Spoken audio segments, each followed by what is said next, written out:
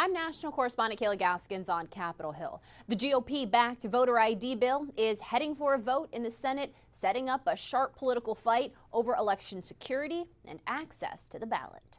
Senate Majority Leader John Thune confirming the Senate will take up the Safe America Act when lawmakers return next week. Republicans say they've secured the simple majority needed to advance the bill after Maine Senator Susan Collins announced her support. They don't want voter ID because they want to cheat at elections. The legislation would require voters to show government-issued photo identification at the polls and proof of U.S. citizenship to register for federal elections. If you had voter ID, if you had proof of citizenship, they could never win an election, and they know that. But Democrats are lining up in strong opposition, warning the measure could disenfranchise millions of voters by creating barriers, particularly for married women. If y'all got married and changed your name, your birth certificate would not match your current name. Therefore, 69 million American women would no longer be eligible to vote. Republicans say the bill includes safeguards to address those concerns. You go and you can sign an affidavit that says, this is my driver's license. My name is Sarah Jones on my driver's license.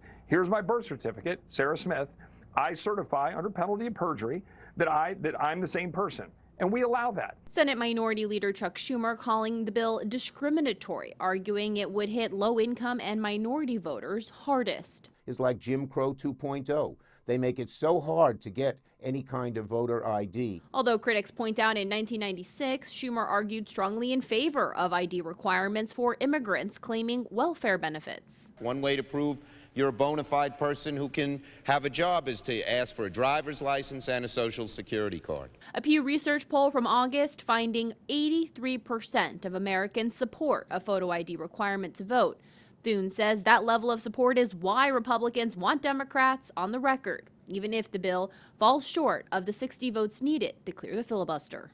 If the SAVE Act fails to advance in the Senate, President Trump has floated the possibility of an executive order addressing voter ID requirements. On Capitol Hill, I'm Kayla Gaskins.